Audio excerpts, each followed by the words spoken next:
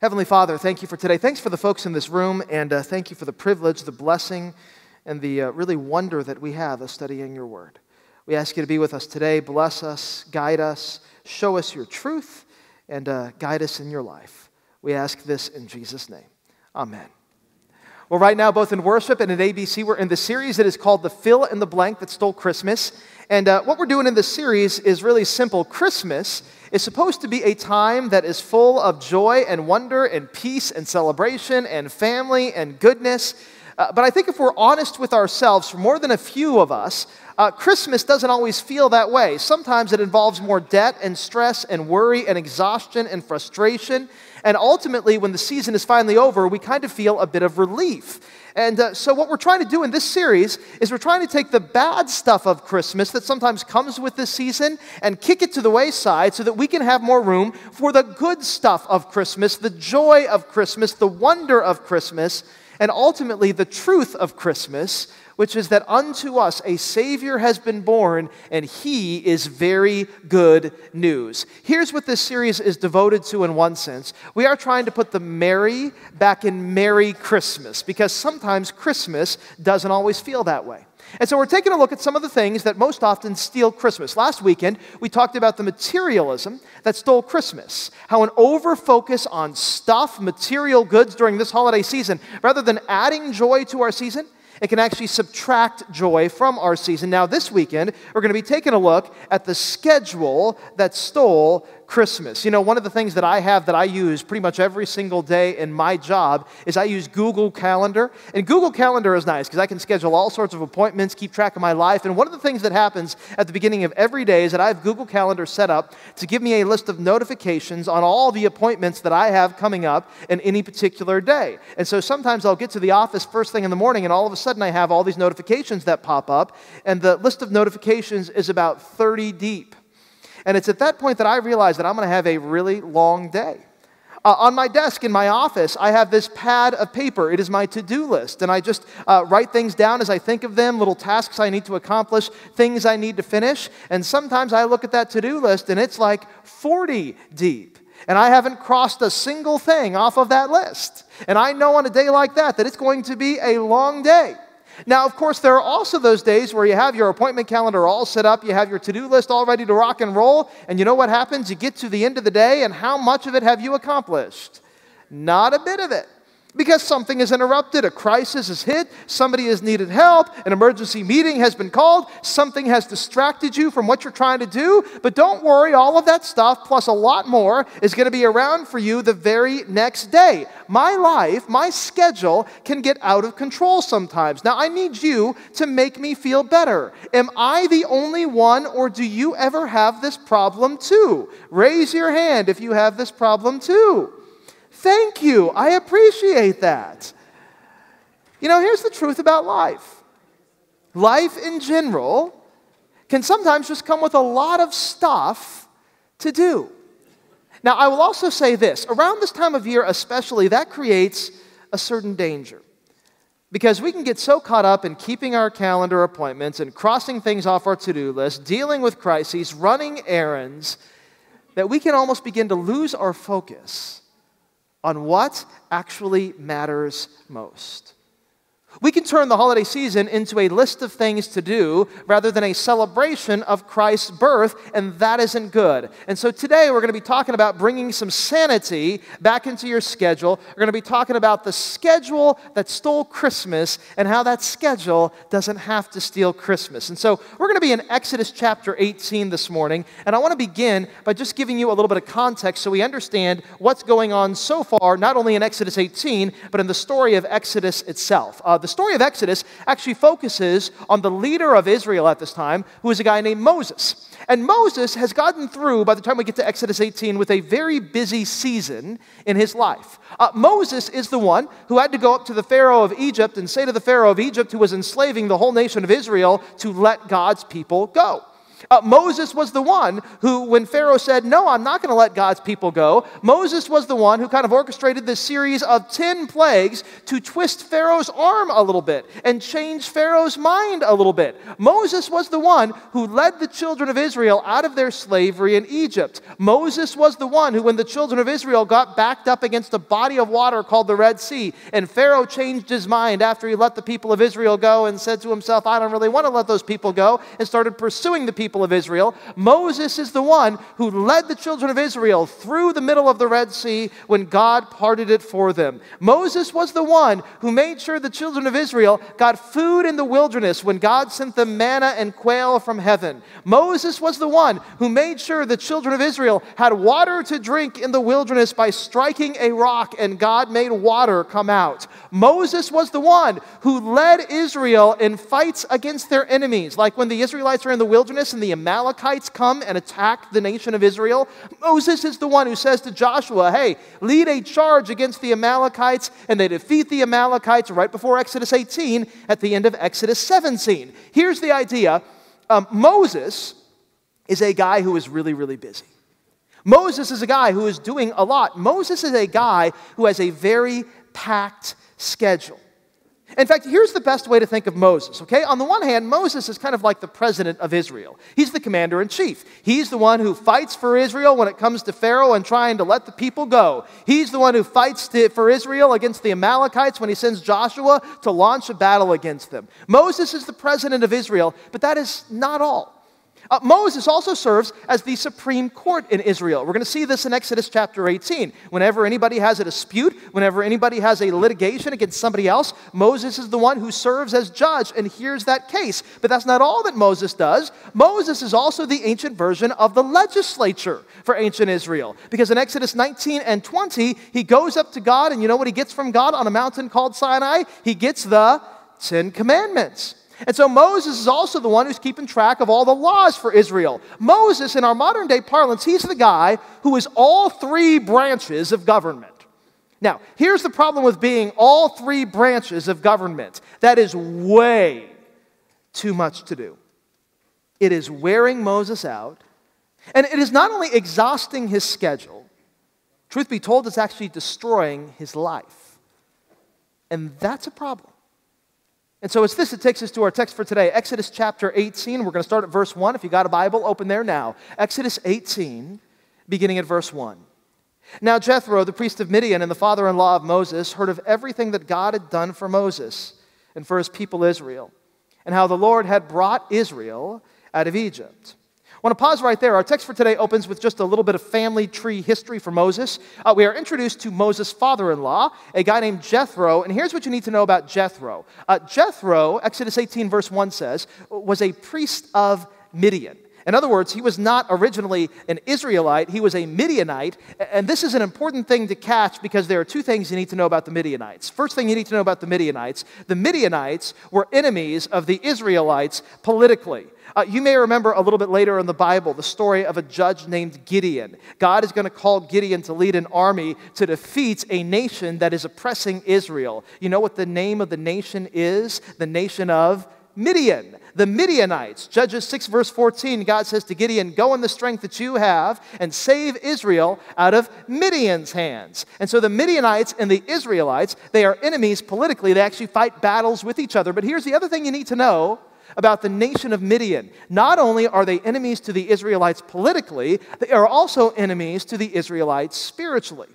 Because the people of Midian have a very different religious and theological and spiritual system than the people of Israel do. The people of Midian worship a false idol. His name is Baal Peor. In fact, Baal Peor actually comes up a little bit later in the story of Exodus. Numbers 25 verse 3, Israel joined in worshiping the Baal of Peor, and here's the key, and the Lord's anger burned against them because Baal Peor is a false god.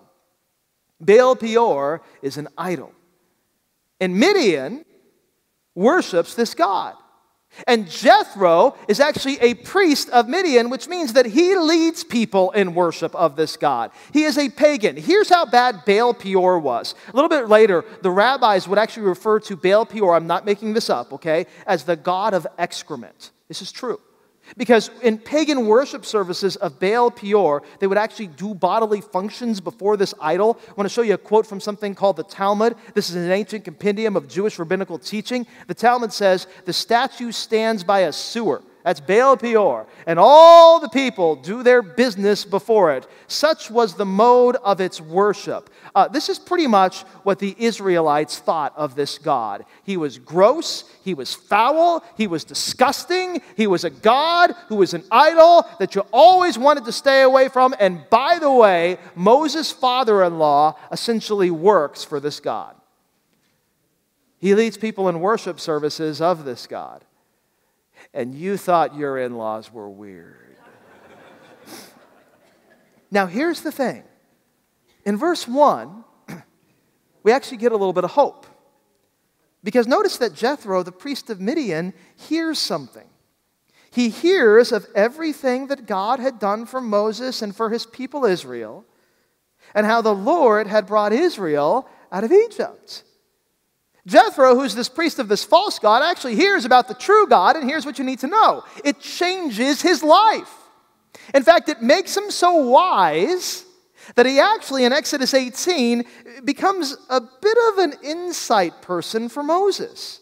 He's the guy who, when Moses begins to wander off the beaten path, he's the guy who, when Moses begins to do bad things that probably go against God's will rather than following God's will, Jethro, this pagan priest from Midian, is actually the guy who gets Moses back on the right track, because this is the amazing thing about the Lord. The Lord can change anyone. Even people who lead worship services to a god, an idol like Baal Peor, where everybody does their business before him, the Lord can save a person even like that. The Lord can change a person even like that. And the Lord can use a person even like that to do great things in other people's lives. And that is what we're going to see with Jethro in Exodus 18. Story of Exodus continues, Exodus 18, verse 2. After Moses had sent away his wife Zipporah, his father-in-law Jethro received her and her 2 sons. One of the sons was named Gershom, for Moses said, I become a foreigner in a foreign land. Another was named Eleazar, for he said, my father's God was my helper, and he saved me from the sword of Pharaoh. We move from Exodus 18:1, where we're introduced to Jethro, to Exodus 18, verse 2, and we're back to Moses. And Moses does something interesting in Exodus 18, verse 2. He takes his family and he sends them away. He sends them to his wife's father, Jethro. Now, there are 2 things that Moses is doing here that I want to make sure you pick up on. First thing that Moses is doing here is, quite frankly, he's being a terrible husband. He's taking his wife and he's saying, okay, sweetie, I got a lot to do. I got a lot of judgments to make. I got a whole nation full of people to lead. And so, sweetie, it's time for you to go hang out with your dad. Now, as the husband, this is the exact opposite of what Moses ought to be doing. Genesis 2, verse 24, the first marriage in history between Adam and Eve, it says, a man will leave his father and mother, be united to his wife, and the 2 will become one flesh. Here's the idea. When you get married, you don't go back to your parents. You come from your parents, and you cling to each other. Moses is doing the exact opposite of what he should be doing as a husband. Rather than clinging to his wife, he is getting rid of his wife. Rather than saying, okay, sweetie, you need to leave your parents and come to me, he's saying, hey, I'm too busy for you. Why don't you go back to your parents? That's not good. Moses is being a terrible husband here, just honestly. Now, the other thing he's doing is he's being a terrible father here. Notice that Moses has a couple of boys, but he doesn't call them his sons. He says that he sends his wife away along with whose 2 sons? Her 2 sons. Now, they're Moses' boys. Moses was around when they were born. He was the one who names them, right? One son was named Gershom. Moses said, I become a foreigner in a foreign land. The other was named Eleazar, for he said, my father's God was my helper. He saved me from the sword of Pharaoh. These kids are not from some other marriage or something like that. They are his 2 boys, but he doesn't call them his 2 boys. He calls them her 2 sons. Apparently, Moses seems to have this little thought that maybe raising kids is woman's work, and so she can take care of them. Because after all, Moses is the leader of Israel. Moses is important. Moses has better things to do than to be a husband and to be a father. Okay, here's what Moses is doing. He's striking out big time. In fact, I just want to pause here and say a word to all the dads in the room. Quite frankly, what Moses does to his family, fellas, is one of the worst things that any man can ever do to his family. I was reading some research the other day on the importance of fathers and families and the effects of good fathers on families. And the effects of good fathers on families are astounding.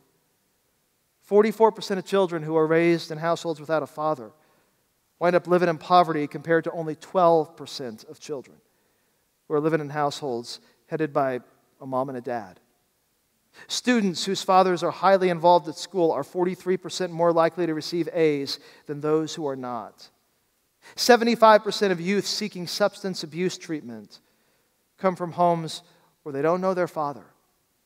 85% of youths sitting in jail grew up in homes where they didn't have a relationship with their father. Children who grow up without a father are twice as likely as those with fathers to end up in jail. Children who grow up without a father are twice as likely as those with a father to drop out of high school. The effects of dads, fellas, let me say this, are profound. And so one of the things we learn from Exodus 18 is be there for your kids. Now, I also want to say a word to you if you are a single mom or if you raise kids as a single mom. Maybe you've been real hurt by a guy who was derelict in his duty. And I just want you to know that we love you and we care about you.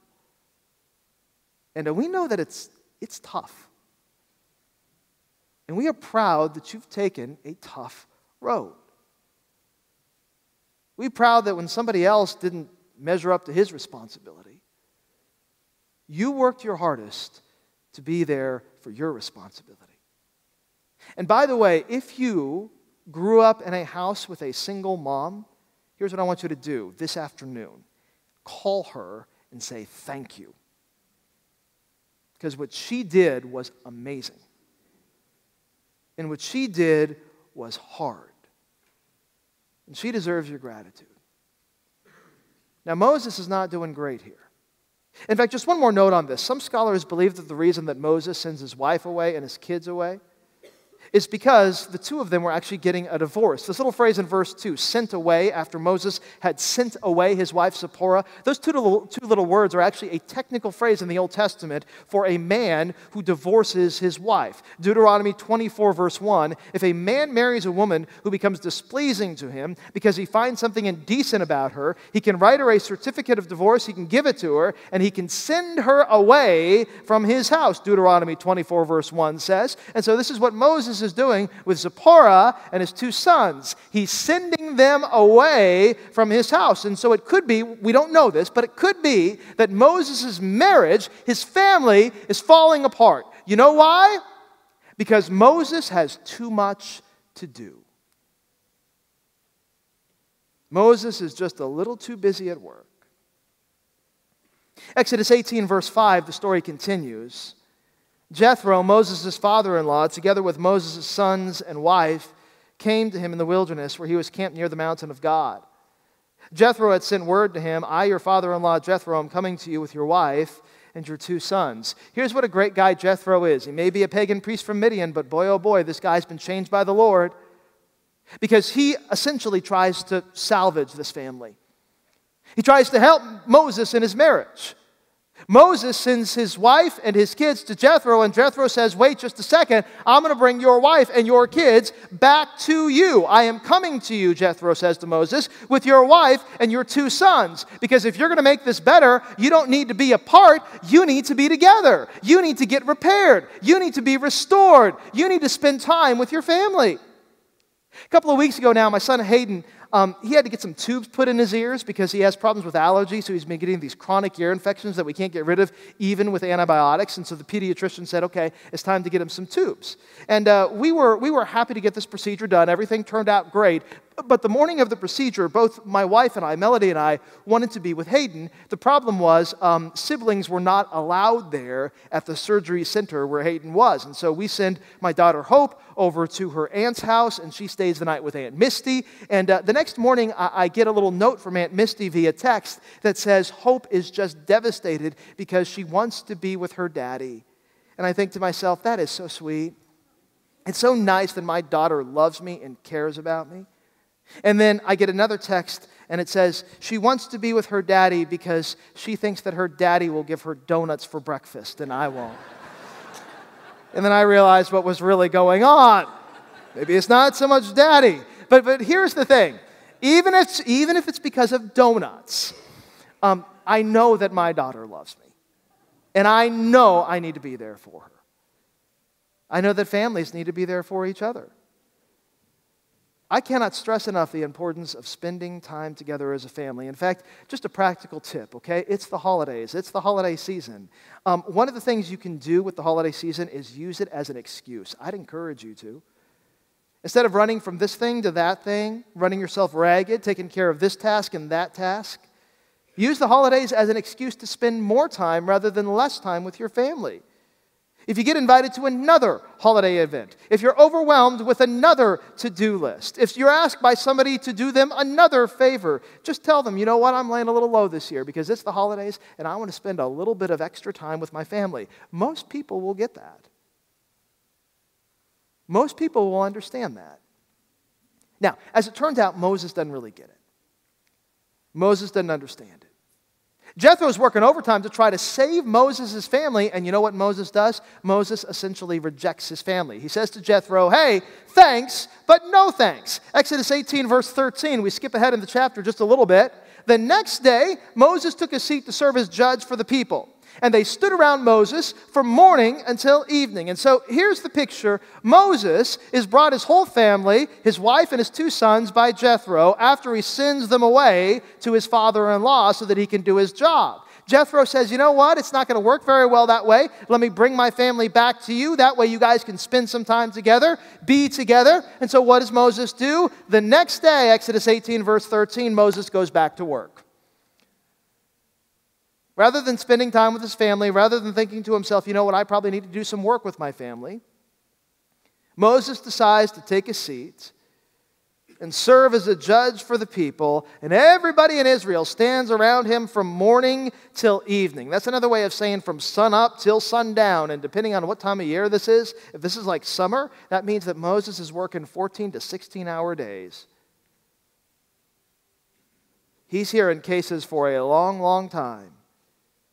Each and every day.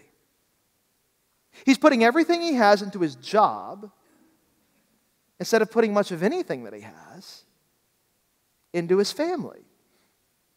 Now, part of the problem here, because we've got to be fair to Moses, part of the problem is that if Moses is the sole arbiter and judge for all of Israel, that's going to pose for Moses an incredibly heavy workload. We get an interesting number in Exodus 12, verse 37. It says that the number of people who came out of slavery from Egypt into the wilderness was about 600,000 men on foot, besides women and children. So just 600,000 men were the number of men, just guys, who came out of Egypt into the wilderness as a part of the nation of Israel. You double that, and you got about another 600,000 women, and that's 1.2 million people, and then you throw in kids, and now you're pushing 2 million people. And so here's what Moses is doing. He's trying to serve as a judge for a total of 2 million people. Can anybody take care of 2 million people? Yes or no? No. It's just too much.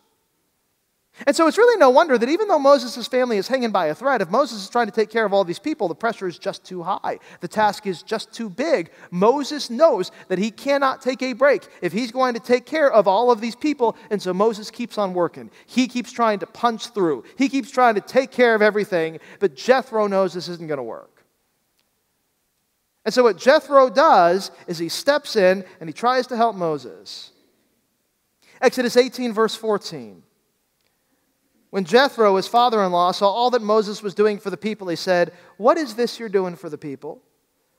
Why do you alone sit as judge? Will all these people stand around you from morning till evening?" You know, one of the interesting things about Jethro is that his background as a pagan priest of Midian actually probably helps him give this piece of advice to Moses. And here's the reason why. In the Midianite religious system, if you were a priest, you were also a judge. And so the Midianites have a lot of experience with litigation. And Jethro has a lot of experience hearing cases as a judge. And so Jethro knows the kind of energy that hearing cases takes. Jethro knows the kind of time that trying cases takes. Jethro knows the kind of study and the kind of lawyering up, all the work that goes in to a piece of litigation. And Jethro knows that Moses is just being presented with way too much litigation. He knows this because he's been there, he's done that, he's served as a judge before, and so he says to Moses, "Why are you trying to do this all alone?" To which Moses responds, Exodus 18, verse 15, "Because the people come to me to seek God's will. Whenever they have a dispute, it is brought to me, and I decide between the parties, and I inform them of God's decrees and instructions." Now, it's here that we begin to see what Moses' real problem is. Here's Moses' real problem. Moses' real problem is not just that he has too much to do, although he does. Moses' real problem, his problem beneath the problem, is that Moses has a huge ego. Really, here's why I say that. Notice what Moses says when Jethro says, "Hey, why are you doing this? Why are you the only one who's judging all 2 million people in the nation of Israel?" Well, Moses says, "Well, people come to me to seek God's will. And whenever they have a dispute, it is brought to me, and I decide between the parties, and I inform them of God's decrees and instructions." Here's basically what Moses is saying. God has these commands. He has these decrees. He has these instructions, and I know his commands. I know his decrees. I know his instructions, and I'm the only one who can share his decrees, commands, and instructions. I am the repository, Moses basically says, for all divine revelation. Anything that God has said, it comes straight to me. I know it all. I've heard it all. I keep it all right here, and I'm the only one who can keep it all right here. And so if anybody else is going to get a proper judgment from God according to his commands, it has to be from me. When it comes to divine revelation, I'm the repository for it all. Which means that if anybody wants to hear divine revelation, I'm going to be the communicator of it all. That's what Moses thinks. He thinks he's the guy who has the corner on God. He's the guy who knows everything that God says. He's the only one who can share anything that God says. Now, Jethro thinks a little differently. Exodus 18, verse 17, Moses' father-in-law replied, "What you're doing is not good. You and these people who come to you will only wear yourselves out. The work is too heavy for you. You cannot handle it alone." Here's what I want you to pick up on in verse 17. Jethro cuts right to the chase and he cuts right to the heart when he says to Moses, "Moses, you think that you're the only repository for all divine revelation. You think that you're the only one who can communicate God's will to God's people. What you're doing right there is not good. It's bad." Let me give you 3 reasons why it's bad. First reason it's bad is because all of this judicial power concentrated in one man can easily lead to tyranny. Let me say that again. All this judicial power concentrated in one man can easily lead to tyranny. You know the old Lord Acton saying, "Power corrupts, and absolute power corrupts" what? Okay, here's the problem with Moses. Moses, as the sole judge and arbiter for Israel, you know what he has? Absolute power. And so let's say that somebody who Moses doesn't really like comes to him with a dispute that he wants Moses to judge, but the dispute that he's having is with one of Moses' best friends. Do you really think that Moses is going to be able to hear that case fairly and try that case fairly? I mean, Moses, if he was doing this right, would have to recuse himself and have someone else take care of this case. Or let's say that somebody offers to make Moses a little deal under the table, maybe a little bit of money, to hear a particular case and render a particular verdict. Do you think that Moses, as good of a guy as he is, do you think that he would never, ever, ever even be the slightest bit tempted, especially knowing that nobody would ever find out, because who's going to judge Moses? Nobody. He's the sole arbiter and judge for all of Israel. It doesn't get any higher up the ladder than him, right? Okay, this much power concentrated in this one man is a recipe for tyranny. This is why what Moses is doing is not good. Second reason why what Moses is doing is not good is all of this work just has to be making Moses tired.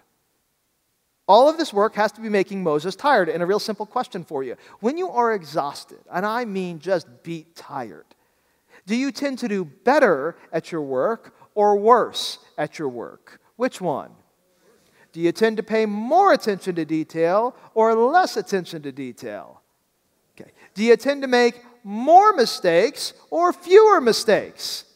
More. It's just kind of the way this works. And Moses is not immune to the law of human physicality, which says that he needs rest. I was reading an article the other day on dangerous driving, and a lot of us think that different types of driving are dangerous, right? We got reckless driving where you're not paying attention. You got distracted driving where you're texting and driving. You got drunk driving. But you know what the other really bad, dangerous driving habit that a lot of Americans have is? Drowsy driving. 60% of American drivers, that's 168 million people, admitted that they had driven a vehicle while feeling drowsy. 1/3 of American drivers, 103 million people, admitted to dozing off just a little bit at the wheel. Kind of having your eyes shut just a bit.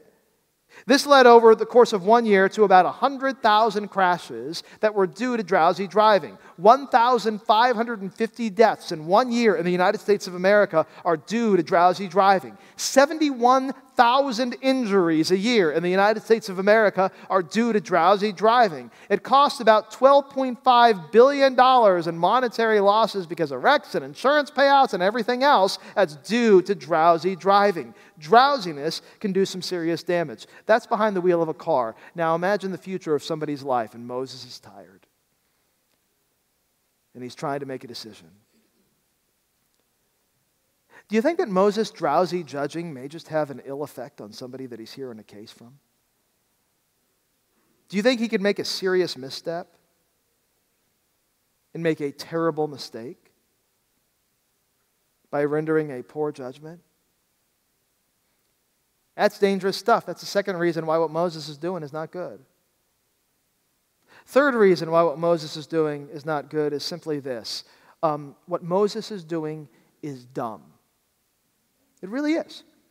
It's just plain dumb. You know, Pastor mentioned this in his message, right?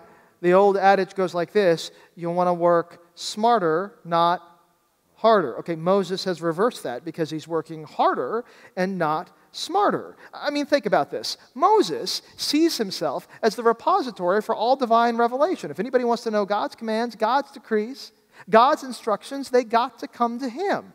Well, he can take care of that. You know all he has to do? He just has to write the stuff down and share it with other people and say, okay, here's what God has said, consult what God has said, look at what God has said, and then you render a judgment according to what God has said. Just write it down. If he doesn't have any paper, fine. Chisel it in stone in like a series of 10 statements or something like that. Just get it out there so that people can see it and consult it and know it and read it for themselves. So that people can use it rather than always coming to Moses. Because Moses isn't the only one who can say it. In fact, just one more note on this verse. When Jethro says to Moses in verses 17 and 18, what you're doing is not good. You and these people who come to you will only wear yourselves out. I want you to pick up on this Hebrew phrase for wear yourselves out. It is the word navel in Hebrew. It means to wither. Like in Isaiah 40 verse 7, where Isaiah says, the grass withers and the flowers fall because the breath of the Lord blows on them. Jethro says to Moses, if you keep up this pace of life, you will navel. You will wither. You will become a shell of a man because nobody can do what you're trying to do. And so what Jethro does is he tries to give a little bit of advice to his son-in-law. Exodus 18, verse 19. He says to Moses, listen now to me, and I'll give you some advice, and may God be with you. You must be the people's representative before God and bring their disputes to him. Teach them his decrees and instructions and show them the way that they are to live and how they are to behave. But also select capable men from among all the people, men who fear God, trustworthy men who hate dishonest gain, and appoint them as officials over thousands, hundreds, fifties, and tens. Have them serve as judges for the people at all times. But have them bring every difficult case to you. The simple cases they can decide for themselves. That'll make your load lighter because they will share it with you. If you do this and God so commands, you'll be able to stand the strain. And all these people will go home satisfied. Jethro says to Moses, here's what you do. First of all, don't keep all this revelation to yourself. You don't got to be the sole repository for all divine revelation. You can share it with others so that they know it too. And then, when they learn it, pick from among those men who have learned it some people who appear to be capable at judging and have them judge some of the cases. You can still take the hardest cases, but have them judge some of the easier cases. Here's basically what Jethro is saying. You can be the Supreme Court for Israel. That's fine. But if you're going to be a Supreme Court, then you also need appellate courts. So go get yourself some appellate courts. They can take care of all the other cases. And then, if anything doesn't get through the appellate court, just have them kick it up to you, and then that'll make your workload a little bit better. That'll make your schedule a little bit more sane. Now, I don't know what that sounds like to you, but to me, that sounds like just very basic kind of management 101 sane scheduling guidance. And yet, even though this is basic management 101 sane scheduling guidance, has anybody in here ever been guilty of maybe not following this kind of guidance? Has anybody in here ever taken on too much? Packed up your calendar too full? Made your to-do list too long? Here's what I want to do in the time that we have remaining. I just want to pick up on this story a few more points that we can glean to get some sane scheduling guidance for our lives as well. And so let me wrap up by giving you just 4 sane scheduling suggestions. And the first one is this. In order to keep your schedule sane, there are going to be times, I can tell you this right now, when you have to say no. You got to learn how to say no. One of Moses' problems was that Moses didn't know how to say no. He didn't just take some cases. He didn't just take the most important cases at the beginning of Exodus 18. He took every single case that any Israelite would ever bring to him. He never said no, and it became too much for him to handle. It became overwhelming in his life. Now, here's what I found. I found that often not being able to say no actually usually flows from a certain burden of guilt, right? We're worried that if we do say no, somebody's going to be offended, somebody's going to be hurt, somebody's going to be let down, we're going to strain a relationship, break a relationship, and so what do? We say yes because if we say no, we're going to feel guilty, and we're worried that we're going to offend someone or make someone angry, even though we probably should have said no. Now, if this is you, if ever saying no to anybody makes you feel really, really guilty, let me give you a few questions to ask yourself, okay, that will hopefully help you to say no every once in a while. First question to ask yourself is this: if I say no, will I really offend this person, or do I only think I will offend this person? Because sometimes there is a gap between what we feel in our hearts and between what the reality of the situation actually is. Sometimes if we say no, we may think that we're going to offend this person, but quite frankly, they're going to understand. They're not going to be upset. They're going to be fine with it. And we need to figure out those times. We need to know what those times are. If you don't know whether or not you say no to somebody, whether or not that's going to upset them, here's what you do. You go and get one of their friends and you say to their friend, hey, I'm thinking about saying no to this. Do you think they're going to be okay with it? And 9 times out of 10, you know what their friend will say? Yep. Most people understand that everybody has limits. Most people understand that one person can't do everything. And so sometimes we think we say no, we're going to offend them, but we're not really going to offend them. We just think we're going to offend them. So ask yourself, if I say no, will I really offend them, or do I only think I'll offend them? Another question to ask yourself: if I offend them, who else will I hurt if I refuse to tell them no? Here's the truth of the matter. Whenever you say yes to somebody, you're also saying no to somebody else. Even if you always like to say yes, you can't always say yes. If you're always saying yes to every single thing your job ever asks you to do, you know what you're saying no to? Probably your spouse and your kids, because you're never going to be home.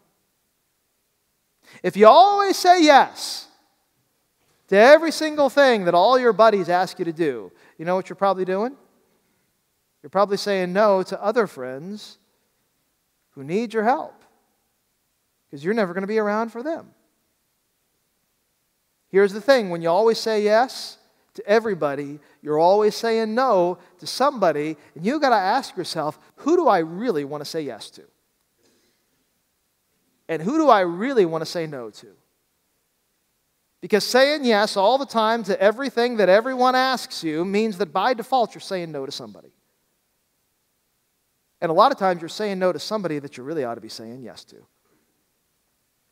Because they're a person who's close to you. They're a person who needs you. Another question to ask yourself if you have trouble saying no. If I offend someone by saying no to them, is it just because they get offended at everything? You know these people, right? There are some people who are like kids, and if you ever tell them no, doesn't matter to what, they get really upset. Here's the thing. If they get upset at ever being told no, if you say yes to them, you're not really helping them, you're just enabling them. And so it's okay if they get upset. Sometimes they need a boundary. Final question to ask yourself. Do I have an alternate way of saying yes, even if I have to say no to their request? Because sometimes you can say no on the one hand and yes on the other. This happens to me all the time. People will call me or they'll drop me a note and they'll say, Pastor Zach, I need an appointment with you. And I look at my calendar and I realize that I can't make an appointment with them because the time that they would like their appointment, I already have an appointment, or I'm not going to be in the office, or I'm going to be committed to something else. And I say, you know what, I'm so sorry, I cannot meet at that time. I have to say no.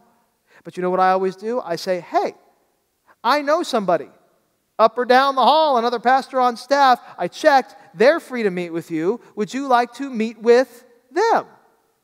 And a lot of times that other person is much better to meet with than me anyway. So they're going to get better advice and better insight and better guidance and better everything. They're even better looking than me. It's just better.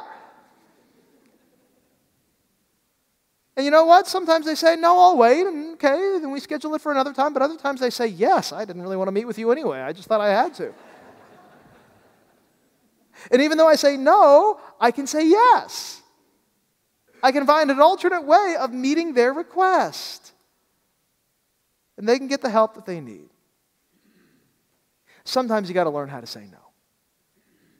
That's the first thing you got to do to keep a sane schedule. Second thing you got to do is you also have to learn when to say yes. Here's the flip side to this. Okay. There are times, right, when you feel kind of guilty and you feel like you should say yes, but truth be told, you should actually say no. That happens. But there are also times when you really want to say no, when you really don't want to be bothered, but you know in your heart of hearts that honestly, you ought to say yes. There are those times too. One of my favorite examples of this comes in a text that Pastor read last weekend. It's with Jesus and the disciples, and they're tired and hungry, and they need a break. They need a vacation. They need some time away. Mark 6, verse 31, because so many people were coming and going, Jesus and the disciples didn't even have a chance to eat. Jesus says to his disciples, come with me by yourselves to a quiet place and get some rest. So they went away by themselves in a boat to a solitary place. But the many people who saw them leaving recognized them, and they ran on foot from all the towns, and they got there ahead of them. When Jesus landed and saw a large crowd, he had compassion on them because they were like sheep without a shepherd. And so he began to teach them many things. Here's the picture. Jesus is tired. The disciples are tired. Everybody needs a break. You know what Jesus doesn't take in Mark 6? A break. Why? Because he knows at that moment the crowds need a yes. And so he gives them one. He teaches them, and then a little bit later in the chapter, if you keep on reading, he even feeds them. Guys, the truth of the matter is this. Sometimes when somebody's marginalized or somebody is in a crisis, or somebody has some need that maybe God has uniquely gifted you to meet, you need to say yes even when you'd rather say no.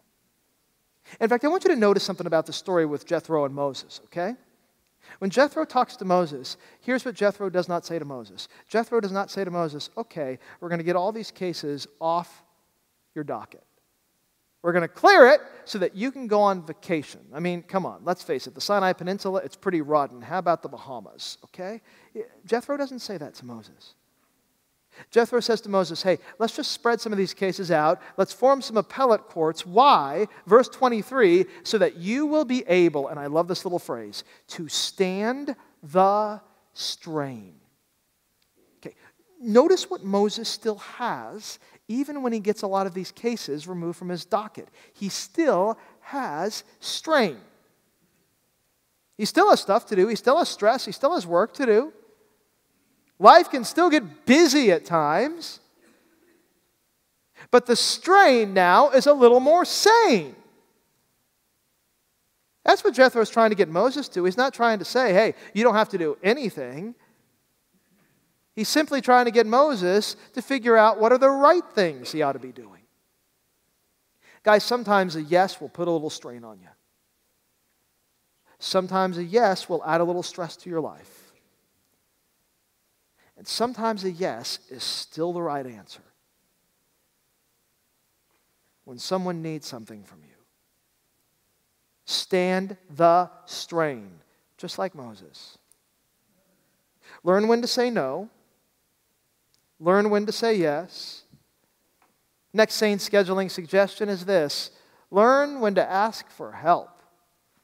Okay, let me say this as clearly as I can. If you cannot ask for help because you really believe that you're the only one who can take care of something, if you really believe that you're the only one who can get a job done, it's not because you're really all that competent.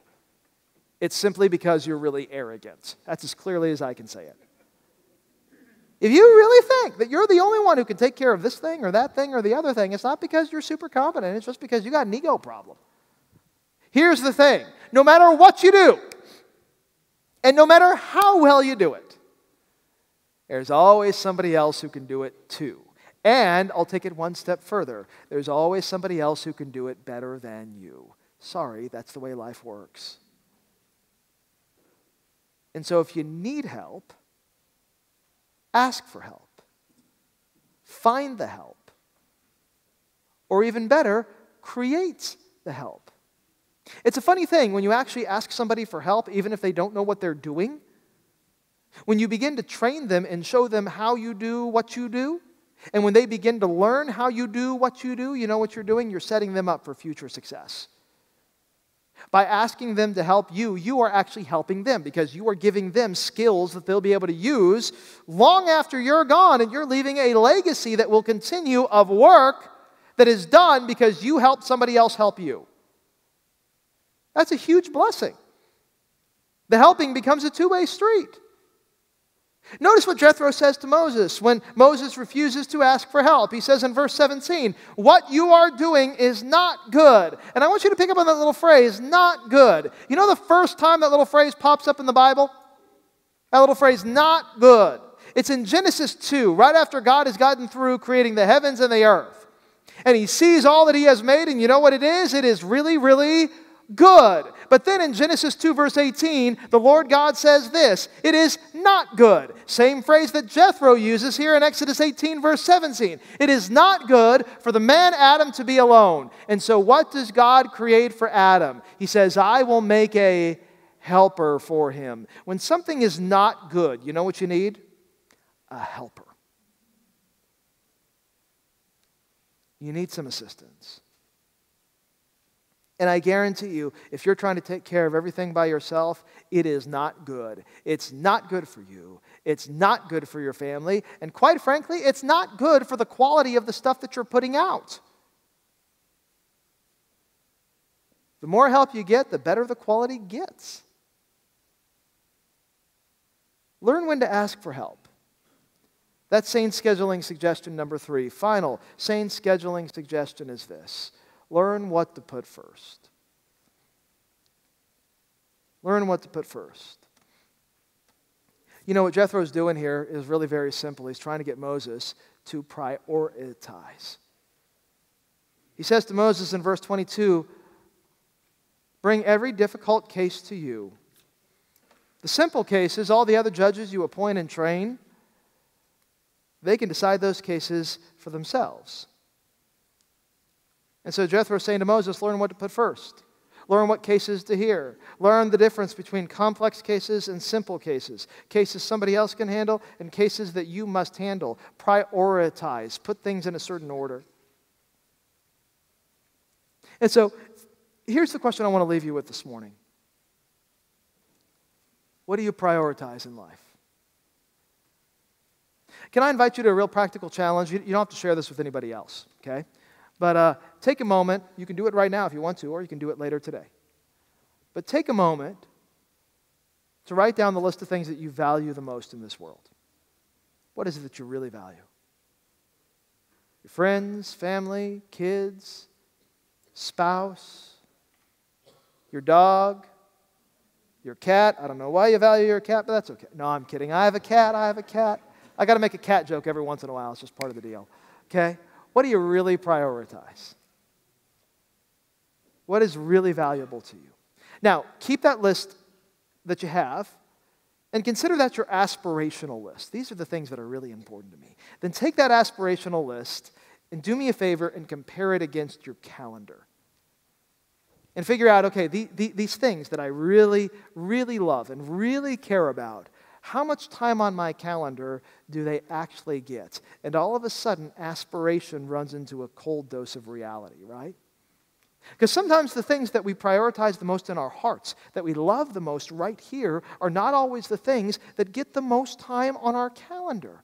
What you can do when you begin to see how your calendar doesn't always match up with your priorities in your heart, you can begin to shift your calendar to be more in line with your priorities. Let me drill down just one step farther and get even more practical, okay?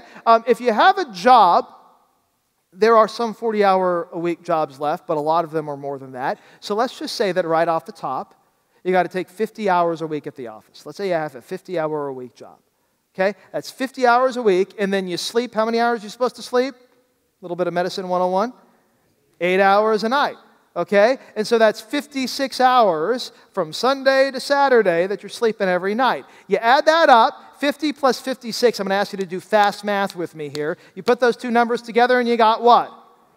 106 hours. You know how many hours are in an average week? 168 hours.